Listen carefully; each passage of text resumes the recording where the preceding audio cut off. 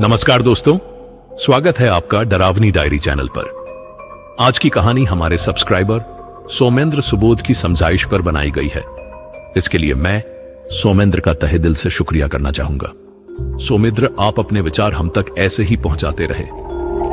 तो चलिए दोस्तों, शुरू करते हैं आज की कहानी। हम सब प्यार करते हैं किसी न किसी से, पर क्या आपने कभी सोचा है कि प्यार की हद कहां तक जा सकती है? क्या आप किसी के लिए मौत से भी लड़ सकते हैं?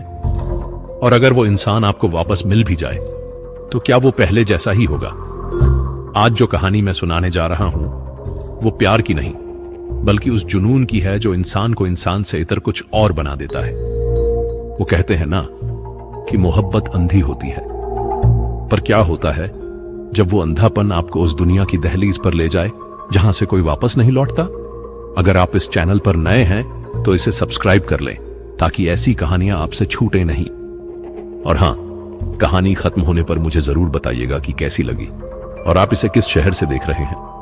अपना नाम भी लिखिएगा ताकि मुझे पता चले कि मेरी कहानियां कहां कहां तक पहुंच रही हैं। तो चलिए शुरू करते हैं इस डरावनी मगर सच्ची कहानी को। मेरे गांव में एक लड़का रहता था, आरव। सीधा सादा, मेहनती और दिल का बहुत साफ। उसकी शादी हुई थी अनामिका से, जो गांव की सबसे खूबसूरत और होशियार लड़की मानी जाती थी। दोनों का प्यार कॉलेज के दिनों में शुरू हुआ था। उन दोनों को देखकर लगता था कि भगवान ने एक दूसरे के लिए ही बनाया है। शादी के बाद उनका घर खुशियों से भरा रहता था। आरव सुबह काम पर जाता और शाम को जब घर लौटता तो अनामिका दरवाजे पर खड़ी मुस्कुराती हुई मिलती। उसकी मुस्कान में इतनी गर्माहट थी कि दिन भर की थकान पल भर में छू मंतर हो जाती। गांव के लोग कहते थे, इन दोनों की जोड़ी को किसी की नजर न लगे, मगर शायद किसी की नजर लग ही गई थी। एक शाम की बात है, अनामिका घर में खाना बना रही थी। आरव काम से लौटने वाला था। अचानक उसे चक्कर आया और वो वहीं रसोई में गिर पड़ी। पड़ोसियों ने आवाज सुनी और दौड़े आए। जब तक आरव घर पहुंचा, अनामिका को गांव के अस्पताल ले जाया जा चुका था। डॉक्टरों ने बहुत कोशिश की पर कुछ नहीं हो सका। 2 घंटे बाद उन्होंने बाहर आकर कहा, हम बचा नहीं पाए। आरव को जैसे बिजली गिर गई। उसके पैरों तले जमीन खिसक गई। वो दौड़कर अंदर गया। अनामिका एक सफेद चादर के नीचे पड़ी थी। उसका चेहरा शांत था, जैसे सो रही हो। आरव ने उसका हाथ पकड़ा। वो ठंडा था, बर्फ की तरह। अनामिका, उठो ना, देखो मैं आ गया। उसकी आवाज कांप रही थी, पर अनामिका नहीं उठी। वो कभी नहीं उठने वाली थी, या शायद डॉक्टरों ने पोस्टमार्टम की बात कही। कारण अज्ञात था, न कोई बीमारी, न कोई चोट, न जहर। बस अचानक दिल ने धड़कना बंद कर दिया था, मानो किसी ने उसकी जान खींच ली हो। आरव पूरी रात मुर्दा घर के बाहर बैठा रहा। लोगों ने समझाया, घर चलने को कहा, पर वो नहीं माना। उसकी आंखों में आंसू नहीं थे, बस एक सूनापन था, एक खालीपन जो शब्दों में बयान नहीं किया जा सकता। जब रात गहरी हो गई और सब लोग चले गए, तब आरव के दिमाग में एक विचार आया। एक ऐसा विचार जो किसी सामान्य इंसान के दिमाग में नहीं आना चाहिए। अगर मैं उसे वापस ला सकूं तो। यह विचार उसके दिमाग में घर कर गया। उसे याद आया कि उसके दादाजी के पुराने सामान में एक किताब थी। एक ऐसी किताब जिसके बारे में कहा जाता था कि इसमें वो विद्याएं लिखी हैं जो इंसान को इंसान से ज्यादा शक्तिशाली बना सकती हैं। लोग उसे डायन विद्या की किताब कहते थे। आरव ने कभी उस पर विश्वास नहीं किया था, पर आज जब उसकी दुनिया बिखर चुकी थी, उसे हर उस चीज पर विश्वास करने का मन कर रहा था जो अनामिका को वापस ला सके। आधी रात को आरव मुर्दा घर की खिड़की के पास पहुंचा। चौकीदार सो चुका था। उसने धीरे से खिड़की का शीशा तोड़ा और अंदर घुस गया। अंदर अंधेरा था, बस एक मध्यम बल्ब जल रहा था। सफेद चादरों से ढकी लाशें एक कतार में रखी थीं। आरव का दिल जोर जोर से धड़क रहा था। उसे डर लग रहा था, पर अनामिका से मिलने की चाह ज्यादा बड़ी थी। उसने एक एक चादर हटाकर देखा। तीसरी चादर के नीचे अनामिका थी। उसका चेहरा वैसा ही था, शांत, सुंदर। आरव ने कांपते हाथों से उसे उठाया और कंधे पर डाल लिया। वो वजन में हल्की लग रही थी, जैसे उसमें जान ही ना हो। वो चुपचाप मुर्दा घर से बाहर निकला। रात का अंधेरा गहरा था। हवा में एक अजीब सी ठंडक थी जो हड्डियों तक चुभती थी। वो सीधे श्मशान की ओर चल पड़ा। उसे वो किताब याद थी। उसमें लिखा था कि अमावस्या की रात अगर सच्चा प्यार हो और सही मंत्र पढ़ा जाए तो मरी हुई आत्मा को वापस बुलाया जा सकता है। आज अमावस्या की रात थी। आरव ने ठान लिया वो आज अनामिका को वापस लाएगा, चाहे कुछ भी हो जाए। उसे नहीं पता था कि वो जिस दरवाजे को खटखटाने जा रहा है उसके पीछे क्या खड़ा है। उसे नहीं पता था कि मौत से समझौता करने की कीमत कितनी भारी होती है। वो श्मशान की ओर बढ़ता गया और अंधेरा उसे निगलता गया। श्मशान की ओर जाते हुए आरव का मन अजीब सा हो रहा था। चारों तरफ सन्नाटा था। वो सन्नाटा जो रात के तीसरे पहर में होता है, जब दुनिया सो जाती है और सिर्फ परछाइयां जागती हैं। हवा में एक अजीब सी बदबू थी, जली हुई लकड़ी और राख की। अनामिका का शरीर उसके कंधे पर था और हर कदम के साथ वो महसूस कर रहा था कि ये सही है या गलत। पर प्यार में सही गलत का फर्क मिट जाता है। उसे बस अनामिका चाहिए थी, किसी भी हाल में। श्मशान पहुंचते ही हवा और ठंडी हो गई। ऐसा लगा जैसे किसी ने बर्फ की चादर ओढ़ा दी हो। पेड़ों की शाखाएं हवा में हिल रही थीं, पर आवाज नहीं आ रही थी, जैसे वो भी डर गए हों। आरव ने अनामिका को एक चिता के पास जमीन पर लिटाया। उसकी जेब से वो पुरानी किताब निकाली जो उसने दादाजी के संदूक से चुराई थी। किताब के पन्ने पीले पड़ चुके थे और उन पर अजीब से चिन्ह बने थे, वो चिन्ह जिन्हें देखकर ही डर लगता था। उसने एक पन्ना खोला जिस पर लिखा था, मृत आत्मा को पुनर्जीवित करने की विधि। आरव की सांसें तेज हो गईं। उसने राख से जमीन पर एक गोला बनाया और उसके बीच में अनामिका को लिटाया। फिर उसने किताब में लिखे मंत्र पढ़ने शुरू किए। शुरू में कुछ नहीं हुआ, बस हवा और तेज हो गई। फिर धीरे धीरे जमीन कांपने लगी। चिता की राख हवा में उड़ने लगी, पर वो ऊपर जाने के बजाय अनामिका के शरीर की ओर खींचने लगी। आरव के रोंगटे खड़े हो गए। उसने मंत्र पढ़ना जारी रखा। उसकी आवाज कांप रही थी, पर वो रुका नहीं। अनामिका, वापस आ जाओ, मुझे छोड़कर मत जाओ। अचानक अनामिका की उंगलियां हिली, बस हल्की सी। आरव का दिल तेजी से धड़कने लगा। उसे लगा कि उसकी कोशिश काम कर रही है, पर तभी पीछे से एक गहरी भारी आवाज गूंजी, जिसे मृत्यु ले जाए उसे यूं वापस नहीं लाया जाता। आरव ने घबराकर पीछे मुड़ा। वहां एक साया खड़ा था, एक विशालकाय काला साया। उसकी आंखें लाल थीं, जैसे आग जल रही हो।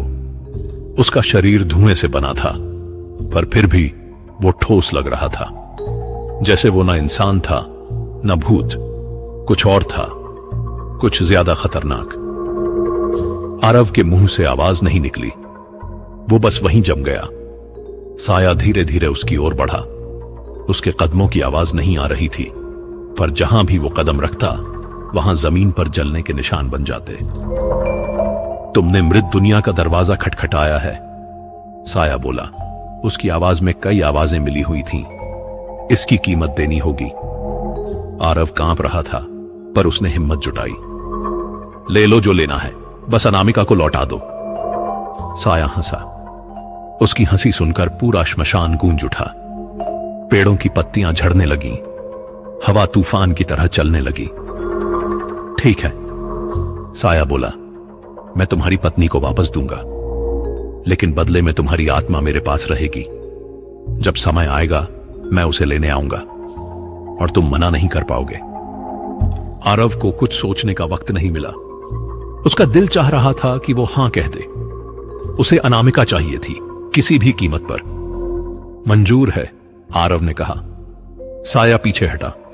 वो धीरे धीरे धुएं में घुलने लगा, पर उसकी लाल आंखें आखिरी तक चमकती रहीं। और फिर अनामिका की आंखें खुलने लगीं, पहले धीरे धीरे, फिर पूरी तरह। वो उठकर बैठ गई। उसका चेहरा पहले नीला था, पर अब उसमें रंग आने लगा। वो सांस ले रही थी। आरव की आंखों में खुशी के आंसू आ गए। वो दौड़कर उसके पास गया। अनामिका, तुम ठीक हो? अनामिका ने उसकी ओर देखा। पर उसकी आंखों में वो चमक नहीं थी जो पहले थी। उसकी आंखें खाली थीं, गहरी, काली, जैसे उनमें कोई अंधेरा भरा हो। उसकी सांसें ठंडी थीं। जब वो बोली तो उसकी आवाज में दो सुर थे, एक अनामिका का, एक किसी और का। भूख, मुझे भूख लगी है। आरव का दिल बैठ गया। उसे एहसास हुआ कि उसने क्या कर दिया है। ये अनामिका थी, पर फिर भी नहीं थी। आरव ने अनामिका को घूर कर देखा। उसके चेहरे पर अब रंग आ चुका था, पर कुछ अलग था। उसकी त्वचा बेजान लग रही थी, जैसे किसी मोम की मूरत पर चढ़ाई गई हो। उसके होंठ नीले थे और जब वो सांस लेती तो उसके मुंह से ठंडी धुंध निकलती। अनामिका, तुम्हें क्या चाहिए? आरव ने पूछा। उसकी आवाज में डर झलक रहा था। अनामिका खड़ी हो गई। उसके चलने में कोई आवाज नहीं थी। वो ऐसे चल रही थी जैसे जमीन को छू ही न रही हो। उसने चारों ओर देखा और फिर उसकी नजर आरव पर टिक गई। तुमने मुझे बुलाया, पर तुम नहीं जानते कि मैं किस दुनिया से आई हूं। उसकी आवाज में एक अजीब सी गूंज थी, जैसे वो किसी गुफा से आ रही हो। आरव के पैर कांप रहे थे। उसे लग रहा था कि उसने बहुत बड़ी गलती कर दी है। अनामिका, तुम ठीक तो हो ना? उसने हिम्मत जुटाते हुए पूछा। अनामिका ने उसकी ओर देखा और फिर धीरे से मुस्कुराई, पर वो मुस्कान प्यार की नहीं थी। उसमें कुछ और था, कुछ डरावना। ठीक हूं, पर पहले जैसी नहीं। उसने आरव का हाथ पकड़ा। उसकी पकड़ बर्फ जैसी ठंडी थी। आरव ने उसे छुड़ाना चाहा, पर अनामिका की पकड़ बहुत मजबूत थी। मुझे भूख लगी है आरव, और यह भूख साधारण नहीं है। श्मशान के चारों ओर अचानक हवा तेज हो गई। राख उड़ने लगी और एक बवंडर बन गया। आरव ने अपनी आंखें बंद कर लीं। जब उसने खोली तो देखा कि श्मशान के कोनों में काले साए इकट्ठे हो रहे हैं। वो साए इंसानों जैसे थे, पर उनके चेहरे धुंधले थे। वो सब अनामिका की ओर देख रहे थे, जैसे उसका स्वागत कर रहे हों। आरव समझ गया कि वो अकेला नहीं है। वहां और भी कुछ है, कुछ जो जिंदा नहीं है पर मरा भी नहीं है। ये क्या है? आरव ने डरते हुए पूछा। अनामिका ने उन सायों की ओर देखा। ये वो हैं जिन्हें भी किसी ने वापस बुलाया था। वो अब उस दुनिया के हैं जहां से लौटना मुमकिन नहीं। और तुम? अनामिका ने आरव की ओर देखा। उसकी आंखें पूरी तरह काली हो चुकी थीं। मैं भी उनमें से एक हूं आरव। तुमने मुझे वापस लाया, पर मेरी आत्मा अब इस दुनिया की नहीं रही। मैं जिंदा हूं, पर मौत मेरे भीतर बहती है। आरव के आंसू निकल आए। नहीं, ऐसा नहीं हो सकता। अनामिका ने उसके गाल पर हाथ रखा। उसका स्पर्श जलाने लगा। तुमने प्यार में जो किया वो गलत नहीं था, पर हर चीज की कीमत होती है आरव, और इस बार कीमत बहुत भारी है। वो धीरे धीरे आरव से दूर हट गई। वो सायों के बीच खड़ी हो गई और सब उसके इर्द गिर्द घूमने लगे। आज रात कोई और हमें देखने आएगा। वह वही है जिसने मुझे लौटने दिया। वह तुम्हारी आत्मा लेने आएगा। आरव का शरीर सुन्न हो गया। उसे लगा कि वो गिर जाएगा। कब आएगा वो? अनामिका ने आसमान की ओर देखा। चांद पूरी तरह काला हो चुका था। बहुत जल्द। आरव ने अनामिका को समझाने की कोशिश की कि वो घर चले, पर अनामिका मानने को तैयार नहीं थी। वो कहती रही कि वो अब पहले जैसी नहीं रही और घर जाना खतरनाक हो सकता है, पर आरव की जिद के आगे वो हार गई। दोनों धीरे धीरे गांव की ओर चल पड़े। रास्ते में आरव ने देखा कि जहां भी अनामिका कदम रखती वहां घास मुरझा जाती, पेड़ों की पत्तियां झड़ जाती, जानवर दूर भाग जाते। गांव पहुंचते ही कुत्ते उसे देखकर रोने लगे। उनकी आवाजें इतनी तेज थीं कि कई लोगों की नींद खुल गई, पर किसी ने बाहर आने की हिम्मत नहीं की। घर पहुंचकर आरव ने दरवाजा खोला। जैसे ही अनामिका अंदर गई, दरवाजा खुद ब खुद बंद हो गया, जोर से, धड़ाम से। अनामिका सीधे बेडरूम में चली गई। उसने बिस्तर पर बैठकर दीवार की ओर देखना शुरू कर दिया। वो बिल्कुल स्थिर थी, जैसे एक मूर्ति हो। आरव उसके पास बैठा। उसने हिम्मत करके उसका हाथ पकड़ा। अनामिका, मुझसे बात करो, कुछ तो बोलो। अनामिका ने धीरे से उसकी ओर देखा। तुम नहीं समझोगे आरव, जहां से मैं आई हूं वहां शब्दों की जरूरत नहीं होती, वहां सिर्फ चीखें होती हैं और सन्नाटा। तो तुम्हें क्या चाहिए? मैं कुछ भी करूंगा। अनामिका ने उसकी आंखों में झांका। उसकी आंखें अब पूरी तरह काली थीं, जैसे उनमें कोई तल ही ना हो। तुम कुछ नहीं कर सकते। जो हो चुका है वो वापस नहीं होगा। हां, तुम एक काम कर सकते हो, मुझे जाने दो। जाने दूं? कहां? वापस, जहां से आई हूं। आरव का दिल टूट गया। उसने इतनी मेहनत से अनामिका को वापस लाया था और अब वो उसे वापस भेजने को कह रही थी। नहीं, मैं तुम्हें नहीं जाने दूंगा। तुम मेरी हो और हमेशा मेरी रहोगी। अनामिका ने गहरी सांस ली। उसकी सांस से ठंडी धुंध निकली। तुम्हारा प्यार, तुम्हारी मोहब्बत सब समझती हूं मैं, पर प्यार हमेशा काफी नहीं होता। कभी कभी छोड़ देना ही सबसे बड़ा प्यार होता है। आरव कुछ बोलने ही वाला था कि अचानक घर की सारी बत्तियां बुझ गईं। अंधेरा छा गया और फिर वो आवाजें आने लगीं। छत पर किसी के चलने की आवाज, खिड़कियों पर नाखूनों की खरोंच, दीवारों से सरसराहट। आरव के रोंगटे खड़े हो गए। वो आ गया, अनामिका ने फुसफुसाते हुए कहा। रात के 3 बजे थे, वो समय जब दुनिया सबसे ज्यादा खामोश होती है और अंधेरा सबसे गहरा। आरव और अनामिका बेडरूम में बैठे थे। हवा एकदम थम चुकी थी। कोई आवाज नहीं, न कुत्तों की न कीड़ों की, बस एक भयानक सन्नाटा। अचानक घर के मुख्य दरवाजे पर दस्तक हुई, इतनी जोर से कि पूरा घर हिल गया। आरव का दिल तेजी से धड़कने लगा। वो खड़ा हुआ, पर अनामिका ने उसका हाथ पकड़ लिया। मत जाओ। पर कौन है? तुम जानते हो कौन है? दस्तकें रुक गईं। कुछ देर के लिए फिर वही सन्नाटा छा गया। आरव ने राहत की सांस ली, पर वो राहत बस कुछ पलों की थी। अचानक दरवाजा खुद ब खुद खुल गया। कोई धक्का नहीं, कोई आवाज नहीं, बस खुल गया, जैसे उसके हुक्म का इंतजार कर रहा हो। और फिर वो अंदर आया। लाल धुएं से बना वही काला साया। उसके कदम रखते ही फर्श पर जलने के निशान बनने लगे। वो धीरे धीरे कमरे की ओर बढ़ा। आरव पीछे हट गया। उसकी सांसें फूल रही थीं। साया बेडरूम के दरवाजे पर रुका। उसने अंदर झांका। उसकी लाल आंखें आरव पर टिकी। शर्त का समय आ गया है, साया गरजा। उसकी आवाज से पूरा घर गूंज उठा। आरव कांपते हुए बोला, नहीं, मैं अभी नहीं मरना चाहता। मुझे अभी जीना है। साया हंसा। उसकी हंसी इतनी भयानक थी कि आरव के कान फटने लगे। मौत कोई विकल्प नहीं देती इंसान। तुमने सौदा किया था, अब उसका नतीजा भुगतो। साया अंदर घुसने लगा। उसके साथ ही कमरे का तापमान गिरने लगा। आरव की सांसें धुंध बनकर निकलने लगी। तभी अनामिका खड़ी हो गई। उसने साये के सामने आकर रास्ता रोक लिया। उसे छोड़ दो। अनामिका की आवाज बदल चुकी थी। अब उसमें एक अजीब सी शक्ति थी। साया ने उसे देखा।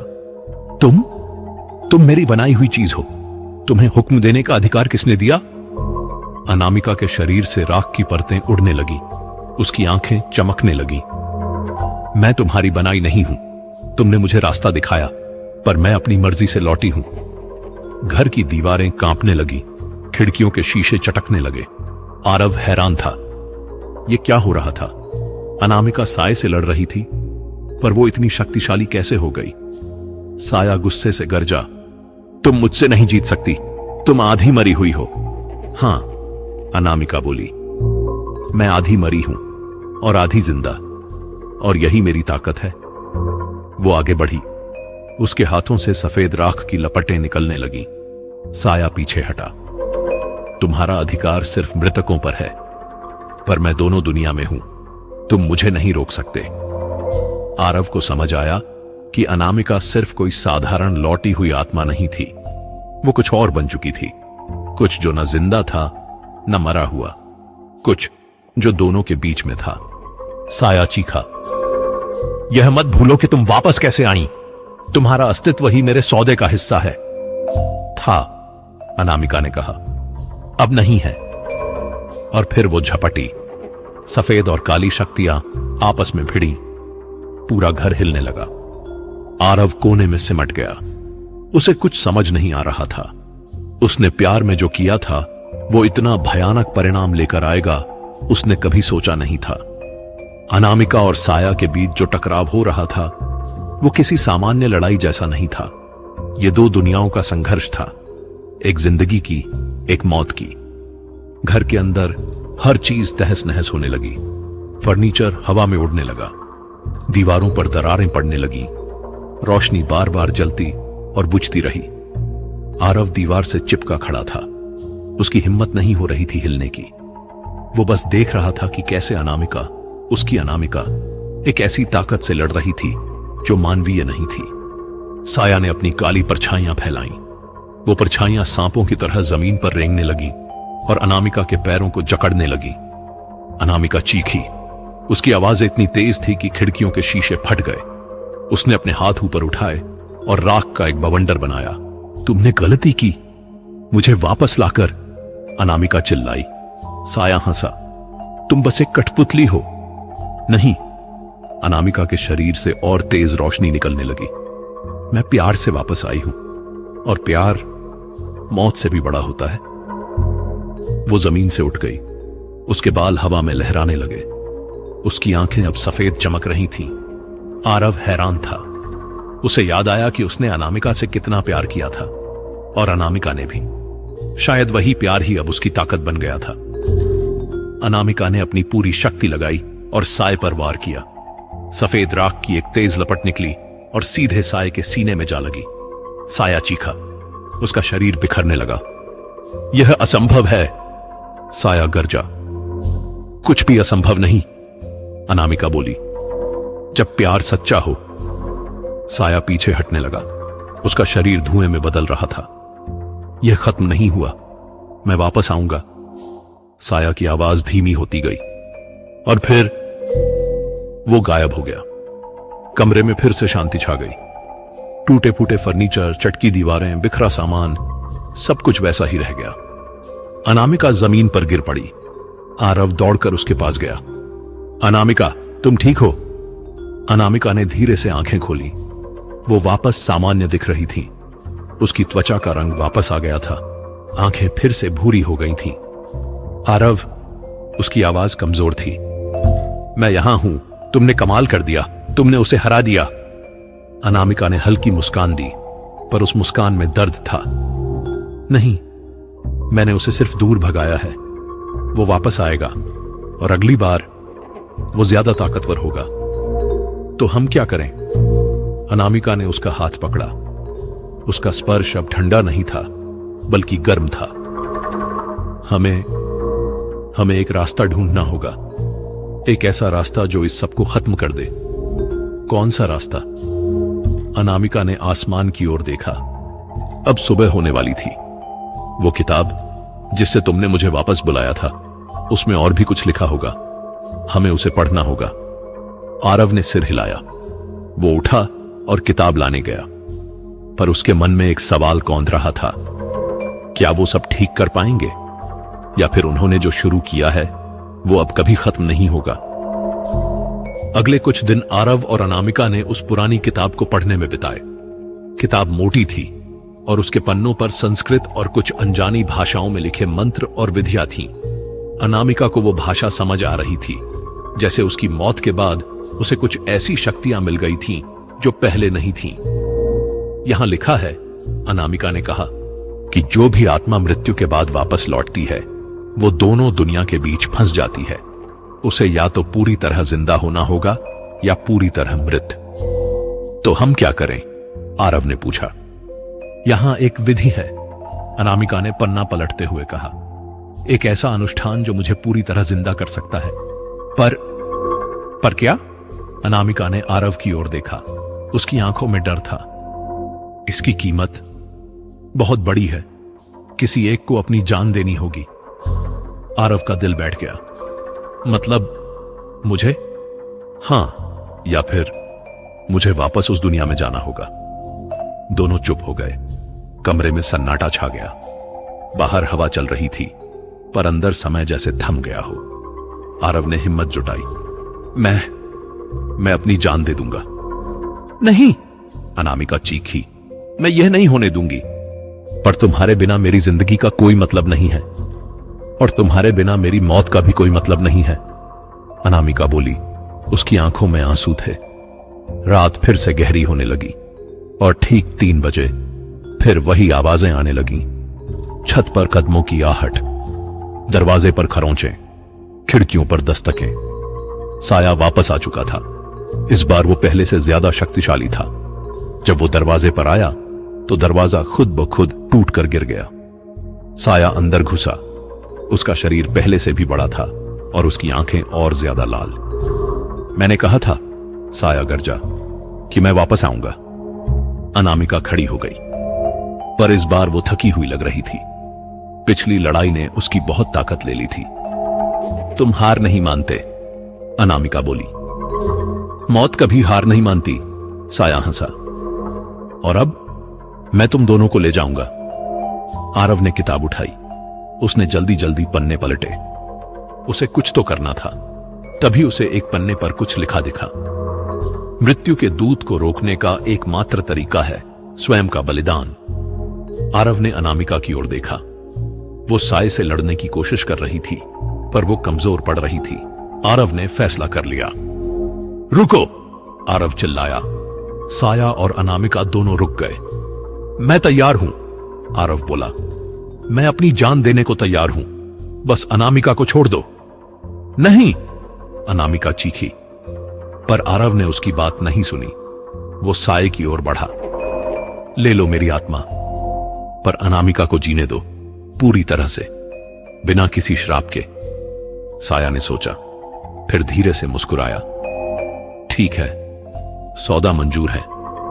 साया ने अपना हाथ आगे बढ़ाया। उसकी उंगलियां लंबी और काली थीं, जैसे किसी राक्षस की। आरव ने अपना हाथ उसकी ओर बढ़ाया।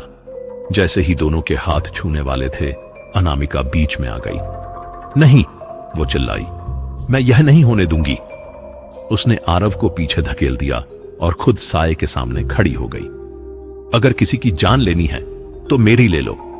आरव हैरान रह गया। अनामिका, नहीं, तुम क्या कर रही हो? अनामिका ने पलटकर उसे देखा। उसकी आंखों में प्यार था, दर्द था और एक अजीब सी शांति। आरव, तुमने मेरे लिए बहुत कुछ किया। तुमने मुझे मौत से वापस लाया, पर अब समय आ गया है कि मैं तुम्हारे लिए कुछ करूं। पर सुनो, अनामिका ने उसका हाथ पकड़ा। मैं पहले से ही मर चुकी हूं। मैं सिर्फ इसलिए यहां हूं क्योंकि तुमने मुझे बुलाया, पर यह सही नहीं है। यह प्रकृति के नियम के खिलाफ है। नहीं, मुझे तुम्हारे बिना नहीं जीना। अनामिका ने उसके गाल पर हाथ रखा। तुम्हें जीना होगा मेरे लिए, क्योंकि मैं चाहती हूं कि तुम खुश रहो। साया बीच में बोला, बहुत भावुक दृश्य है, पर फैसला करो, कौन अपनी जान देगा? अनामिका ने साये की ओर देखा। उसकी आंखें अब वापस काली होने लगी थीं। मैं अपनी जान दूंगी, पर तुम वादा करो कि आरव को कुछ नहीं होगा। वो पूरी जिंदगी जिएगा। साया ने सोचा, फिर मुस्कुराया। ठीक है, पर शर्त है, तुम्हें मेरे साथ उस दुनिया में आना होगा, और फिर तुम कभी वापस नहीं आ सकोगी। मंजूर है, अनामिका ने कहा। आरव के पैर लड़खड़ा गए। वो जमीन पर बैठ गया। नहीं, अनामिका, प्लीज। अनामिका उसके पास आई। वो घुटनों के बल बैठ गई और उसके माथे पर किस किया। मुझे माफ करना आरव, पर यही एकमात्र रास्ता है। उसने खड़े होकर साये की ओर देखा। मैं तैयार हूं। साया ने अपना हाथ बढ़ाया। अनामिका ने उसे पकड़ लिया। जैसे ही उनके हाथ मिले, अनामिका के शरीर से रोशनी निकलने लगी। वो धीरे धीरे धुएं में बदलने लगी। उसके पैर गायब होने लगे, फिर उसकी कमर, फिर उसका सीना। अनामिका! आरव चीखा। अनामिका ने आखिरी बार मुस्कुराकर उसे देखा। मैं हमेशा तुम्हारे साथ रहूंगी, तुम्हारे दिल में। और फिर वो पूरी तरह गायब हो गई। साया भी उसके साथ गायब हो गया। कमरे में सिर्फ आरव रह गया। अकेला, टूटा हुआ। वो वहीं जमीन पर बैठकर रोने लगा। उसकी चीखें घर की दीवारों से टकराती रहीं। उसने अनामिका को 2 बार खोया था। पहली बार मौत ने छीना, दूसरी बार प्यार ने। यहां कहानी में एक मोड़ आता है। आरव कई दिनों तक उसी हालत में रहा। वो न ठीक से खाता न सोता, बस उसी कमरे में बैठा रहता जहां अनामिका आखिरी बार थी। गांव वाले परेशान थे। उन्होंने आरव को समझाने की कोशिश की, पर वो किसी की नहीं सुनता था। एक रात जब आरव आधी नींद में था, उसे एक आवाज सुनाई दी। आरव, वो फौरन उठ गया। वो अनामिका की आवाज थी। अनामिका, तुम कहां हो? मैं यहां हूं, तुम्हारे पास, पर तुम मुझे देख नहीं सकते। आरव ने चारों ओर देखा, कोई नहीं था। मैं तुम्हें छूना चाहता हूं, तुम नहीं छू सकते, पर मैं तुम्हारे साथ हूं, हमेशा। आरव की आंखों में आंसू आ गए। क्या मैं कुछ कर सकता हूं तुम्हें वापस लाने के लिए? नहीं, और तुम्हें करना भी नहीं चाहिए। मैं वहां ठीक हूं, मुझे कोई दर्द नहीं है। बस तुम खुश रहो मेरे लिए। पर मैं तुम्हारे बिना कैसे खुश रह सकता हूं? तुम्हें रहना होगा, वादा करो। आरव ने सिर हिलाया। हालांकि वो जानता था कि अनामिका उसे देख नहीं सकती।